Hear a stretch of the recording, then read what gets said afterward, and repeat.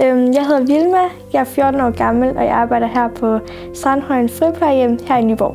Jeg synes, det er meget sjovt, for jeg hører en masse historier fra deres ungdom. Nogle vilde historier, eller bare nogle ting, som er virkelig sjove. Kan man godt komme til at grine i dag nogle gange. Jamen, jeg har virkelig lært at være mere tålmodig især, fordi at, man skal være lidt mere tålmodig, når man er omgivet af ældre mennesker. Jeg har virkelig lært at være mere glad og smile lidt mere. Jeg drømmer om at være zoolog. Så vil jeg gerne arbejde lidt med dyrt, og ellers så vil jeg rigtig gerne være politidame.